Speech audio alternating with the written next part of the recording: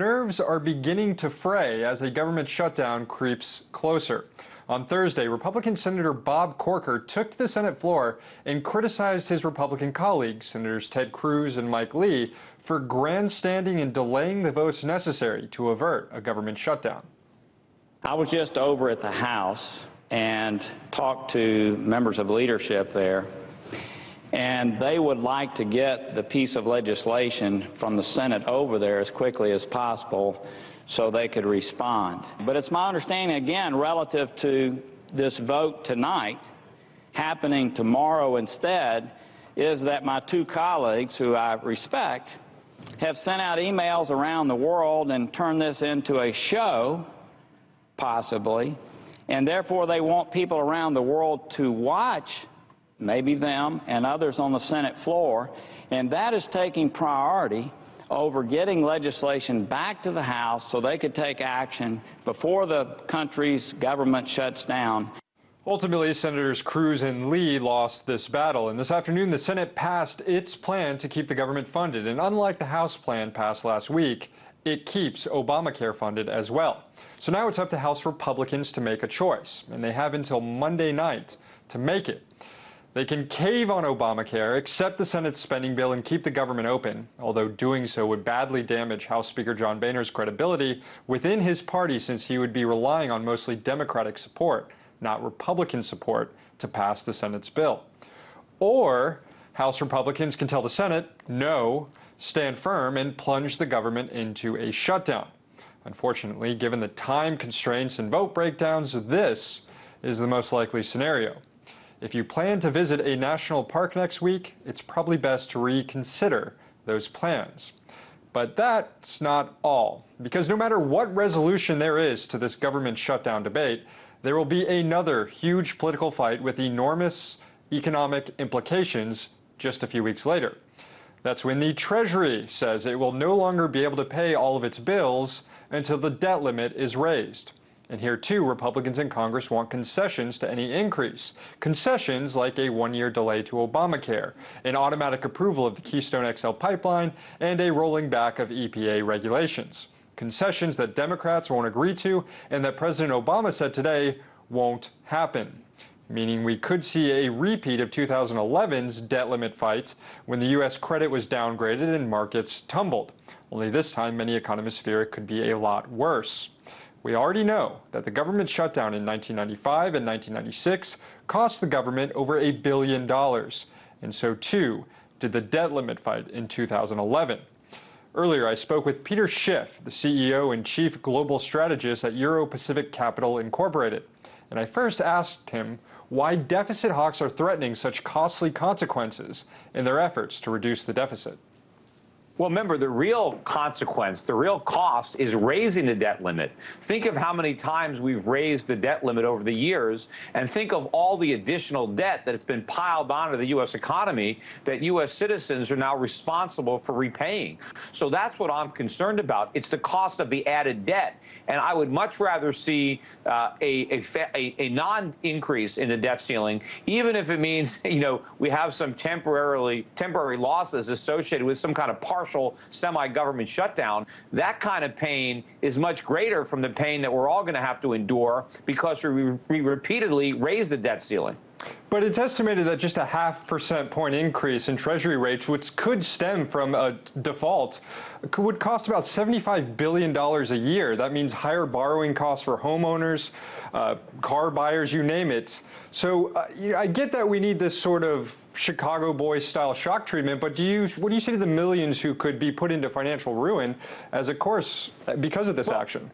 Interest rates are going to go way up eventually anyway. In fact, the more debt we pile on now, the more we increase the debt ceiling today, the higher interest rates are going to go tomorrow. You have the president framing it for political reasons, but he says we need to raise the debt ceiling because America always pays its bills. No, we have to raise the debt ceiling because we never pay our bills. We can't afford to pay our bills. So instead, we want to raise the debt ceiling so we can borrow more money instead of paying our bills. See, the threat is if we don't raise the debt ceiling, then the world will realize how broke we are, because if we can't borrow more money, then we have to default.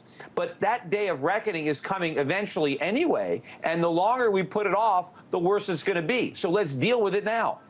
Doesn't this also come down to austerity, though? I mean, the president, you want to reduce the debt. The president has, and since he took office here, has reduced the deficit faster than at any rate in 63 years.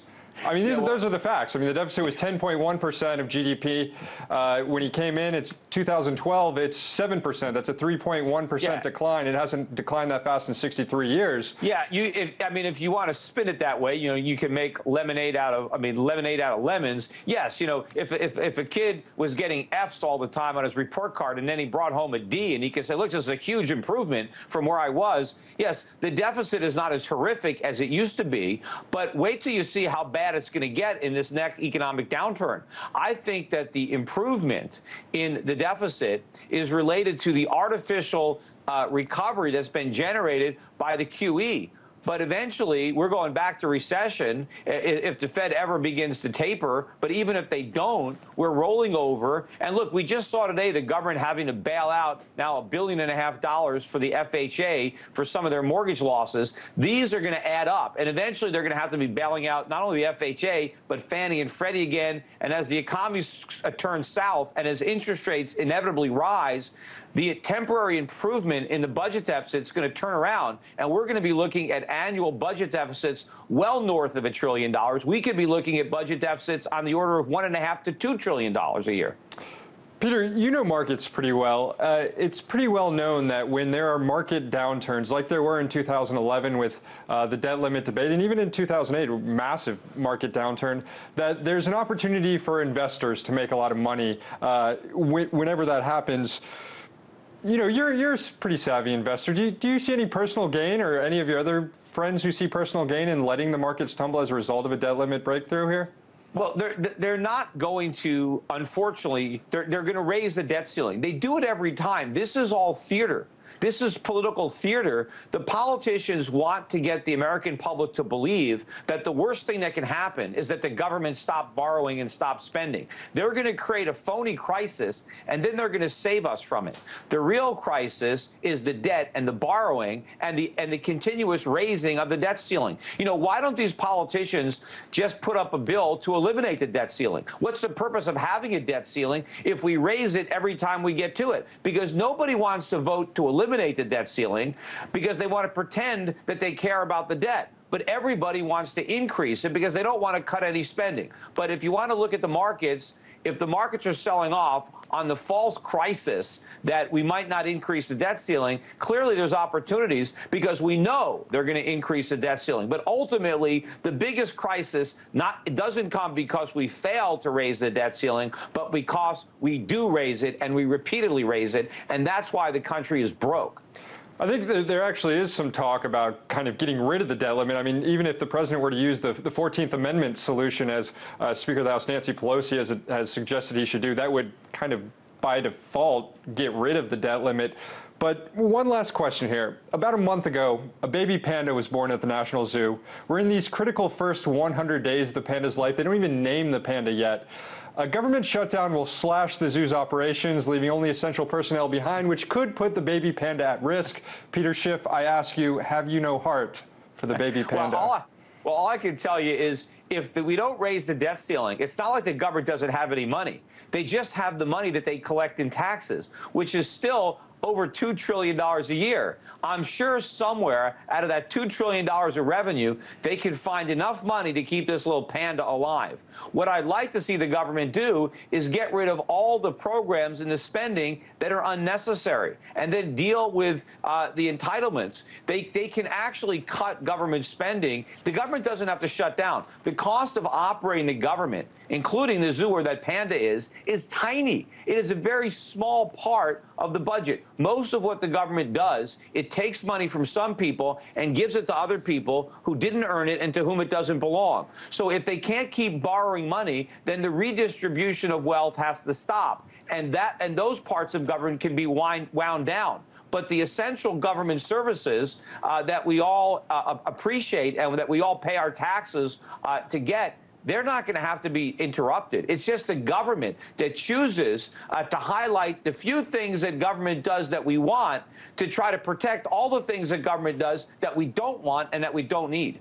So it's all about prioritizing those payments for the baby panda, probably ahead of food stamps and stuff. Peter Schiff, CEO and Chief Global Strategist at Euro Pacific Capital Inc., thank you.